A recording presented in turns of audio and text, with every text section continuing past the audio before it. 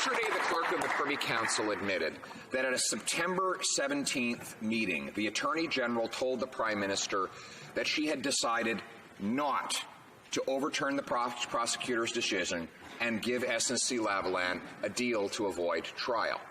That was the course of justice. Yet the Prime Minister sent his top bureaucrat and then separately his top advisor to change that decision and alter the course of justice. When she refused, she was fired. Why? Hear, hear. The Honourable Government House Leader. Madam Speaker, yesterday also at Justice Committee, the Clerk of the Privy Council confirmed that at, quote, every opportunity, verbally and in writing, in December, the Prime Minister made it clear that this was the decision for the Minister of Justice to take. Thank you, Madam Speaker. The Honourable Member for Carleton. He said, no pressure. We'll fire you if you don't do what we say, but no pressure. The decision is entirely yours. Here is the chronology we now know. The Attorney General told the Prime Minister on September 17th that she would not push for a special deal for Snc Lavalin. Yet he sent his top advisor on December 5th and his top bureaucrat on December 19th to change her mind. When she didn't, she was moved out of the position. Why did the government and the Prime Minister attempt to change the course of justice in this case? Hear, hear. The Honourable Leader of the Government and House Commons. Madam Speaker, the Justice Committee has been working together, members on both sides, to have witnesses appear. Members on both sides are asking questions. Witnesses are answering those questions. That member chooses to continue speculating and drawing his own conclusions, but we on this side, we have confidence in the work of members of the committee. We are the government that increased resources for committees so that they could do this important work. And it's fascinating to me that the member seems to have no regard for the work of the committee because they're doing that work. He was there asking for witnesses to appear, and now that they are, he seems to be undermining them. The Honourable Member for Carleton. I'm simply drawing facts from that very committee. We know the Prime Minister found out from his Attorney General that she would not give Snc Lavalin a special deal. That set in place the course of justice. Yet the Prime Minister then sent his top advisor to meet with her at the Chateau Laurier Lounge, and then his top bureaucrat to call her over the phone to try and change that course of justice. When she refused, he removed her from her position. Why did the Prime Minister attempt to defeat the course of justice in this case? Hear, hear. The Honourable Government House Leader. Madam Speaker, that is not evidence. That is the member's speculation. That is the member drawing his own conclusions. And this is exactly why Canadians are finding it challenging. Canadians should have confidence in their institutions. And that's why we will not undermine the work of committees. We will not undermine the work of offices of Parliament. We respect the independent judicial system because Canadians should have and can have confidence in these independent bodies because Canadians should know that the members of Parliament are asking tough questions to witnesses. Witnesses are appearing and answering those questions. Thank you. I want to remind members that heckling is not permitted and to wait their turn to be called in order to speak. The Honourable Member for Charlebourg-Haute-Saint-Charles. Madam Speaker, on September 4th, the Office of the Director of Public Prosecutions informed Snc Lavalin that they would be proceeding with criminal charges. On the 17th, the former Attorney General told the Prime Minister that she would not interfere. We now know that the Clerk of the Privy Council and the Prime Minister tried to interfere on several occasions to get the Attorney General to intervene. Madam Speaker, as I said earlier, members of the Justice Committee do their work. They ask to have witnesses appear. Those witnesses appeared yesterday. Those meetings will continue next week. But let's just look at the facts. The Director of the Public Prosecution Services said that all prosecutors, all the time, provide their advice and make their decisions independently. There was no direct communication. The Honourable Member for Charlesbourg-Haute-Saint-Charles. Well, Madam Speaker, Section 139 of the Criminal Code states that everyone who willfully attempts in any manner to obstruct, pervert, or defeat the course of justice is guilty of an indictable offence. The law is clear, and it's unacceptable that the Clerk of the Privy Council tried to make the former Attorney General intervene in the judicial process. When will they realize that their actions are an obstruction of justice and a crime? Once again, Madam Speaker, yesterday at the Justice Committee, the Clerk also confirmed that at every opportunity, the Prime Minister made it very clear that this was a decision to be taken by the Minister of Justice. And I would just like to point out that in French, this member says that he has no intention of harming jobs for the Snc Lavalin. That's what he said. But in English, the member for Carleton said that he wants to put an end to this business. So they're continuing with their doublespeak, and they have to stop. Thank you, Madam Speaker. For the honourable member for Victoria. Madam Speaker, when the former Attorney General was fired, she emphasized the need for an independent judicial system. Why? When the Prime Minister's chief advisor, Jerry Butts, resigned, he highlighted the former Attorney General. Why? When the former Attorney General stood here in this House this week, and she asked to be allowed to do what? To speak her truth. Why? Why won't the Prime Minister let her speak her truth and let Canadians get to the bottom of all of this? The Honourable Minister of Justice and Attorney General. Madam Speaker, as the honourable member full well knows, matters of solicitor-client privilege are exceptionally complex, particularly in this sort of case. We are working, Madam Speaker, to try to find a way such that that the former Attorney General can, in fact, speak, and we are doing our level best to do that.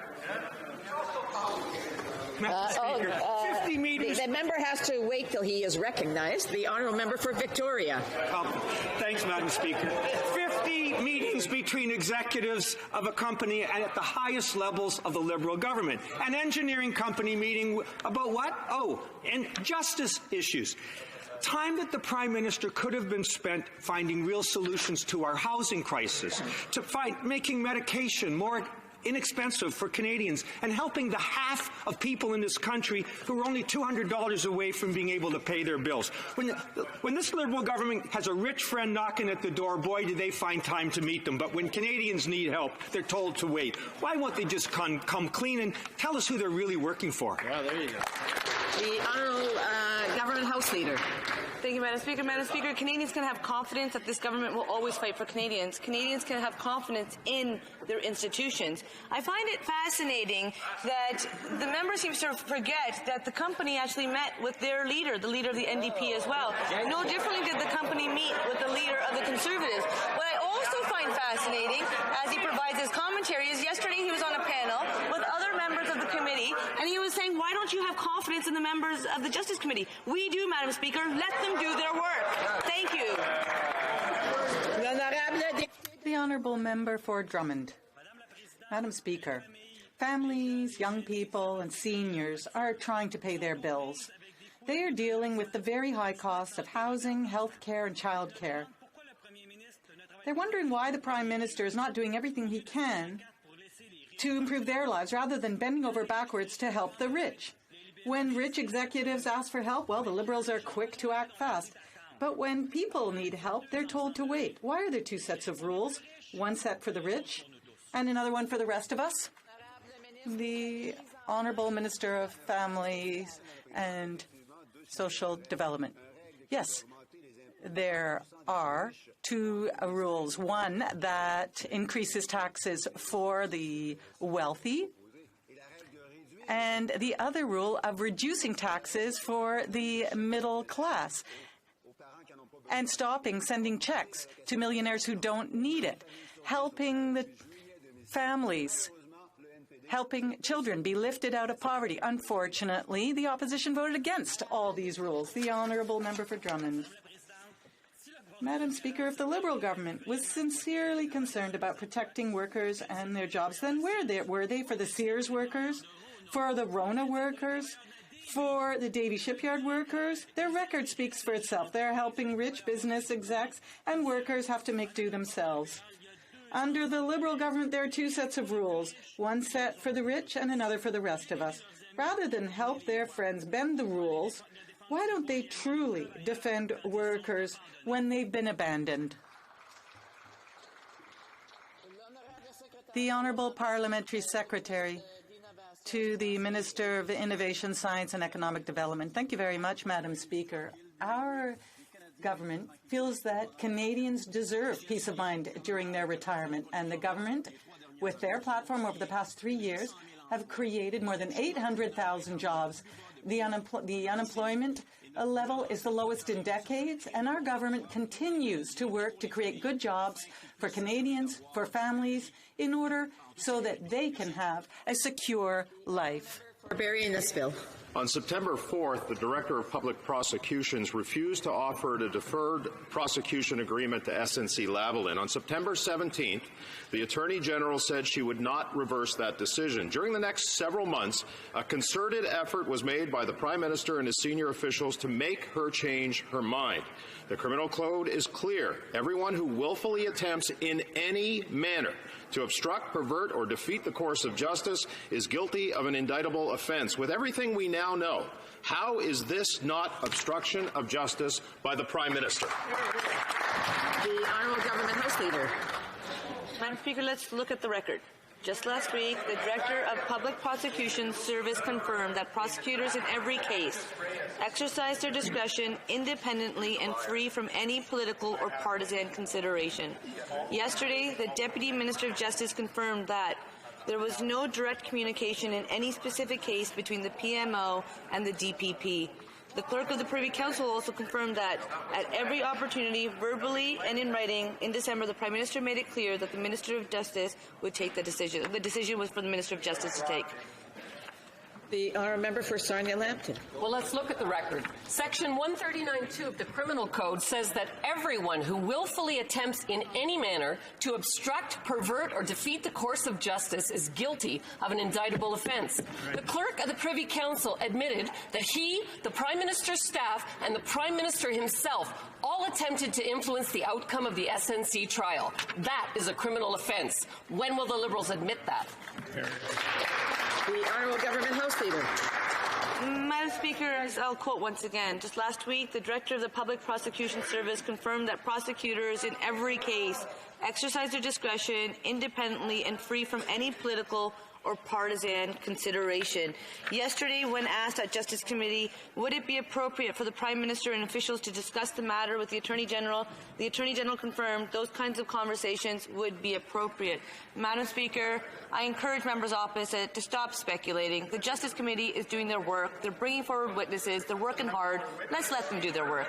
Thank you, Madam Speaker. The Honourable Member for Lévis-Lotbinière. Madam Speaker, the Liberal saga continues. Here are the facts. On September 4th, the Office of the Director of the Public Prosecution Service informed Snc Lavalin that they would be going ahead with the trial. On September 17th, the former Attorney General told the Prime Minister that she would not interfere in the criminal trial. Yesterday, the Clerk of the Privy Council admitted that on several occasions the Prime Minister attempted to interfere with this process. That's a crime, Madam Speaker. When will the Liberals admit it? The Honourable Government House Leader. Madam Speaker, once again, I would encourage all members of Parliament and all Canadians to listen closely to the words of the witnesses who are appearing before the Justice Committee. Now let's look at the facts. The Director of the Public Prosecution Service confirmed that in every case, prosecutors exercise their discretion independently. The Assistant Deputy Minister confirmed that there is no direct communication in any specific case between the Cabinet and the Director of Public Prosecutions. Thank you, Madam Speaker. The Honourable Member for Lévis-Lotbinière. Madam Speaker, Canadians want to know. The Prime Minister is having problems with his exes. His ex-Attorney General wants to speak her truth. His ex-Principal Advisor wants to keep quiet. Madam Speaker, the pressure put on the former Attorney General by the Prime Minister's office breaches Section 139 of the Criminal Code.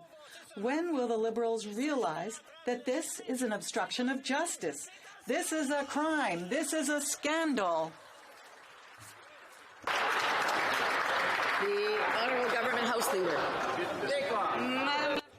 Madam Speaker, it's very important that Canadians have confidence in their institutions, and that is exactly why the Justice Committee members have worked together, members on both sides of the aisle, to invite witnesses who came. Members asked questions, and the witnesses answered those questions. We have confidence in the work of the Justice Committee members, and I think they have to be left to do their work. Thank you, Madam Speaker. Alderman Norfolk. Well, Madam Speaker, the Criminal Code states that any attempt to obstruct a judicial proceeding is a crime. September 4th, Snc Lavalin learned that their criminal trial would go forward. On September 17th, the former AG told the PM that she would not interfere in the trial. And now we've learned that 3 months later, the PM's principal secretary and the clerk of the Privy Council continued to have discussions with her about interfering. Madam Speaker, is it ignorance or arrogance that keeps the Liberals from realizing just how much this looks like obstruction of justice? Hear, hear. The Honourable Government House Leader. Madam Speaker, I have stated for the record, I'll do again, that the Clerk of the Privy Council also confirmed that at every opportunity, verbally and in writing, in December, the Prime Minister made it clear that this was a decision for the Minister of Justice to take. Madam Speaker, we take seriously the responsibility of standing up for jobs and growing the economy. We will always defend and uphold the principles of the judicial independence and the rule of law. This matter is being looked at by the Conflict of Interest and Ethics Commissioner and the Justice Committee. We will work with them. We think they should get to do their work independently of this chamber. Thank you, Madam Speaker. The Honourable Member for Haliburton, Kawartha Lakes, Brock. Madam Speaker, Section 139(2) of the Criminal Code states that everyone who willfully attempts, Madam Speaker, in any manner to obstruct, pervert, or defeat the course of justice is guilty of an indictable offence. The Clerk of the Privy Council, Speaker, admitted that he, the Prime Minister's staff, and the Prime Minister himself all attempted to influence the outcome of the Snc Lavalin trial. That is a criminal offence. When will the Liberals admit that? The Honourable Government House Leader. Madam Speaker, as I have said, that we on this side of the aisle, the Liberal Party, we support the work of the committee. We support the independence of committees. That's exactly why, as a government, we increase the resources of committees, because we know that they need to do that important work. We know that the matter is being looked at by the Conflict of Interest and Ethics Commissioner and the Justice Committee. So when it comes to officers of Parliament, we respect their independence and we believe they should do the important work. We respect the independence of the judicial system, Madam Speaker. A clear difference between the Liberal Party and the Conservative Party is that we will not undermine our institutions like they choose to continue doing. Thank you.